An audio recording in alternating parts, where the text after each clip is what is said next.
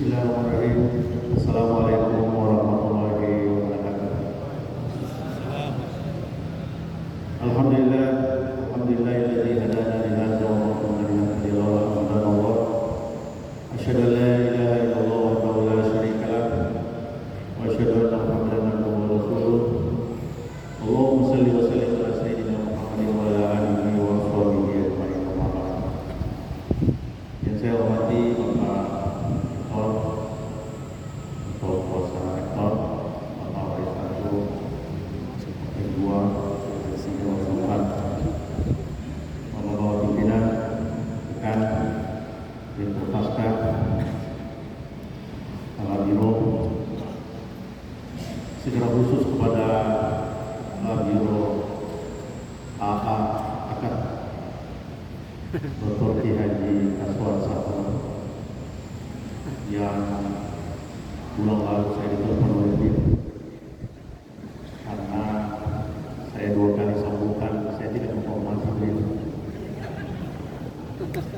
Di 17 Ramadan ini saya ingin secara khusus memberi penghormatan secara khusus kepada Kiai Haji Aswan Sato.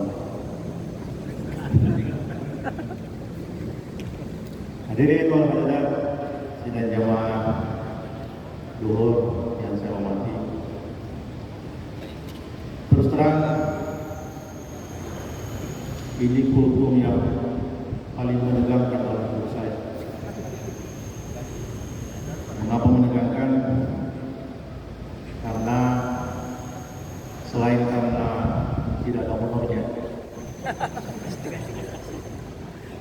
pasca kultum itu yang saya melihat dari kultum pertama sampai beberapa hari kemarin belum ada yang selamat dari kritikan tajam dari Pak Rektor.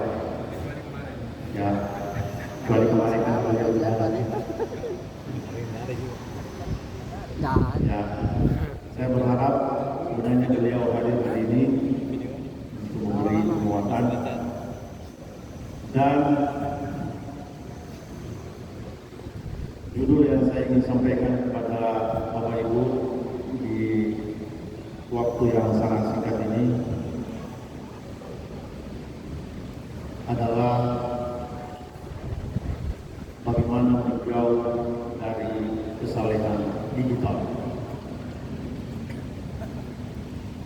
Kesalehan digital ini saya terinspirasi oleh salah satu hasil penelitian dari Martin Slam yang meneliti tentang orang-orang atau umat Islam yang semua spektrum kehidupannya terutama terkait dengan ibadah itu kemudian diupdate dalam status, apakah itu status WA, status Facebook, Instagram, semua kemudian dimasukkan dalam panggung media sosial. Hasil penelitian Martin selama ini menunjukkan bahwa ada banyak kegiatan-kegiatan keagamaan yang dilakoni oleh sebagian umat Islam dan menunjukkan bahwa mereka saleh, tetapi pada hakikatnya ternyata tidak berbanding lurus dengan kenyataan. Salehnya hanya sebatas digital, salehnya hanya secara online.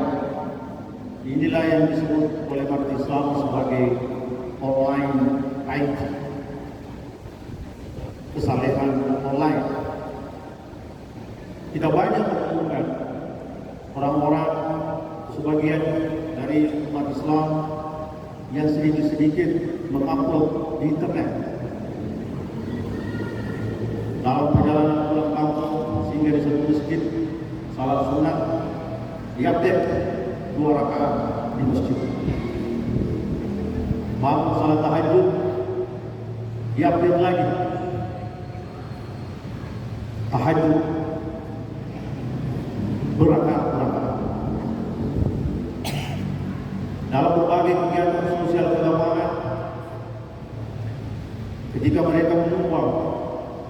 juga kemudian diupdate dalam status. Sehingga orang-orang yang kemudian membaca status itu kemudian memiliki kesimpulan tersendiri bahwa yang bersangkutan ini begitu saleh, begitu memiliki kebajikan-kebajikan. Menurut penelitian Martin Slaman bahwa tidak semua yang kemudian mengambil status itu menggambarkan kehidupan yang sebenarnya. Inilah yang kemudian dikritisi. Kalau kita meminjam teorinya Jacques Baudrillard, salah seorang filosof Prancis, yang kemudian menyebut apa yang disebut dengan simulacra, bahwa realitas yang kita lihat dalam dunia digital itu belum tentu itu adalah realitas yang sebenarnya. Realitas kebenaran yang kita lihat dalam panggung-panggung media sosial belum tentu itu adalah kesalehan atau kebaikan yang sebenarnya. Saya coba membaca teori dari yang berkaitan dengan istilah simulacra, kemudian dalam menghubungkan apa yang pernah kita lihat, misalnya bagaimana ketokohan, popularitas atau kesalehan A'ajib ketika dia begitu sangat populer, narasi-narasi yang dilahirkannya untuk menjadi cermin bagi sebagian umat Islam. Tetapi kemudian itu diingkarinya setelah dia redup. Dia mengatakan bahwa apa yang saya sampaikan kepada kalian adalah itu hanya topeng semata, bukan itu yang menjadi kebenaran yang sebenarnya.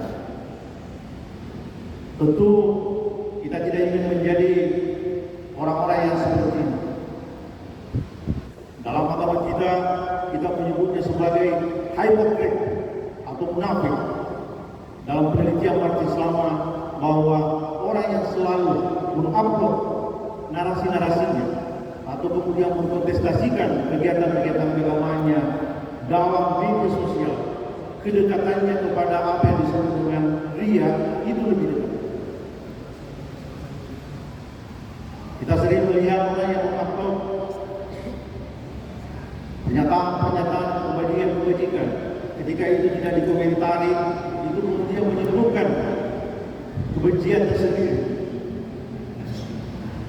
Butuh followers, butuh subscriber. Ini berarti bahwa menurut penelitian Martin Slaman ini lebih dekat dengan ria. Ria digambarkan, kalau kita meminjam teorinya Imam Al-Ghazali, bahwa ria itu lebih dekat sebenarnya kepada neraka ketimbang kepada surga. Karena hal yang seperti ini dibenci, sangat dibenci oleh Tuhan, sebagaimana dalam Al-Quran surah Al-Baqarah 264. Ya ayyuhalladzina amanu la tubtilu shadaqatikum bil manni wal adha allazi yunfiqu malahu ria'an nasi wa la yu'minu billahi wal yawmil akhir. Dalam surah yang lain sebut juga fawailun lil musallin alladzina hum an salatihim sahun alladzina hum yura'un. Ini menggambarkan bahwa mari kita menunjukkan kesalehan yang hanya Tuhan dan kita yang mengetahui, tanpa kemudian melibatkan media sosial. Karena menurut saya kesalehan digital kemungkinannya dia bisa masuk surga, tetapi berada di pinggir-pinggir surga saja. Peluangnya untuk jatuh ke neraka itu lebih besar ketimbang abadi di dalam surga. Saya kira itu saja dari saya. Sekian yang saya ingin sampaikan. Wassalamualaikum warahmatullahi wabarakatuh. Justifikasi.